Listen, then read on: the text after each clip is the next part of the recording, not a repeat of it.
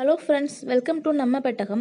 இன்றைக்கி நம்ம சேனலில் என்ன வீடியோ பார்க்க போகிறோம்னா, பன்னீர் சப்பாத்தி கொத்து எப்படி பண்ணுறதுன்னு தான் பார்க்க போகிறோம். பன்னீர் சப்பாத்தி கொத்து செய்கிறதுக்கு முதல்ல நான் 5 சப்பாத்தி எடுத்து வச்சுருக்கேன். இது கூட 200 கிராம் பன்னீரை இந்த மாதிரி குட்டி குட்டியாக வெட்டி வச்சுருக்கேன். 2 பெரிய வெங்காயத்தை கட் பண்ணி வச்சுருக்கேன். ஒரு தக்காளி கட் பண்ணி வச்சுருக்கேன். 1 டீஸ்பூன் மிளகாய்த்தூள், 1/2 டீஸ்பூன் கரம் மசாலா, 1/2 டீஸ்பூன் சீரகத்தூள், 1/4 டீஸ்பூன் மஞ்சள் தூள், இஞ்சி பூண்டு லைட்டாக வெட்டி வச்சுருக்கேன். தேவையான அளவு உப்பு, கொஞ்சம் கருவேப்பிலை இலை. எடுத்து வச்சிருந்த சப்பாத்தியை இந்த மாதிரி குட்டி குட்டியாக கட் பண்ணி வச்சுக்கோங்க. கடாயில் 1 டேபிள் ஸ்பூன் அளவுக்கு எண்ணெய் சேர்த்துருக்கேன். எண்ணெய் ஹீட் ஆனதுக்கப்புறமா நான் குட்டி குட்டியாக வெட்டி வச்சுருந்தேன் இஞ்சி பூண்டையும் சேர்த்து நல்லா பொரிய விட்டுக்கிறேன்.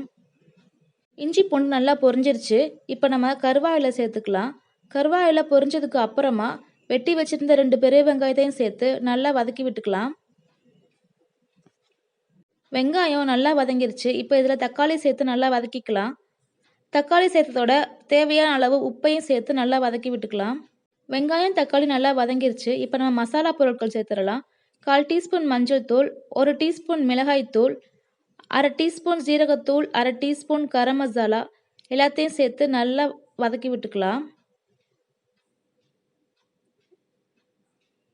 இப்போது மசாலா கரிஞ்சிடாமல் இருக்கிறதுக்கு நான் 3 டேபிள் ஸ்பூன் அளவுக்கு தண்ணி சேர்த்து நல்லா வதக்கி விட்டுக்கிறேன். இதில் பச்சை வாசனை நல்லா போகிற வரைக்கும் நல்லா வதக்கிக்கோங்க. நிறையா தண்ணி சேர்த்திங்கன்னா சப்பாத்தி எல்லாம் ஒன்றோட ஒன்று ஒட்டி பிசு பிசுன்னு வந்துடும். ஸோ கம்மியாக தண்ணி சேர்த்துக்கோங்க. இப்போ மசாலையோட பச்சை வாசனையும் நல்லா போயிருச்சு. இப்போ நம்ம வெட்டி வச்சுருந்த 200 கிராம் பன்னீரையும் சேர்த்து நல்லா அதில் மிக்ஸ் பண்ணி விட்டுக்கலாம். மசாலா எல்லா பக்கட்டும் படுற மாதிரி நல்லா அதை மிக்ஸ் பண்ணி விட்டுக்கோங்க.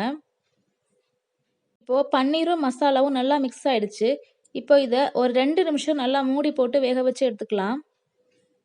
2 நிமிஷத்துக்கு அப்புறமா நம்ம ஓப்பன் பண்ணிக்கலாம். இப்போ லைட்டாக நம்ம பன்னீரை உடையாத மாதிரி லைட்டாக அதை கிளறி விட்டுக்கலாம். கிளறி விட்டதுக்கு அப்புறமா நம்ம குட்டி குட்டியாக வெட்டி வச்சுருக்க சப்பாத்தியும் இதில் சேர்த்து மசாலா எல்லா பக்கட்டும் படுற மாதிரி மிக்ஸ் பண்ணிக்கலாம். இப்போ மசாலா, சப்பாத்தி, பன்னீர் எல்லாமே நல்லா மிக்ஸ் ஆகிடுச்சு. இதே மாதிரி நல்லா கிளறி விட்டுக்கோங்க.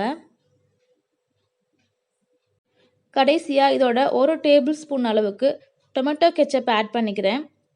ஆட் பண்ணி அதை நல்லா மிக்ஸ் பண்ணி விட்டுக்கோங்க. இப்போது நம்மளுடைய டேஸ்டியான பன்னீர் சப்பாத்தி கொத்து சூப்பராக ரெடி ஆயிடுச்சு. இதே மாதிரி நீங்களும் உங்கள் வீட்டில் ட்ரை பண்ணி பாருங்கள். ட்ரை பண்ணி பார்த்துட்டு எப்படி இருந்ததுன்னு உங்களுடைய கமெண்ட்ஸை எனக்கு சொல்லுங்கள். இந்த வீடியோ உங்களுக்கு பிடிச்சிருந்துச்சுன்னா என்னுடைய சேனலை லைக் பண்ணுங்கள், ஷேர் பண்ணுங்கள், கமெண்ட் பண்ணுங்கள். மறக்காமல் சப்ஸ்கிரைப் பண்ணிக்கோங்க. கூட இருக்க பெல் பட்டனையும் கிளிக் பண்ணிக்கோங்க. தேங்க்யூ.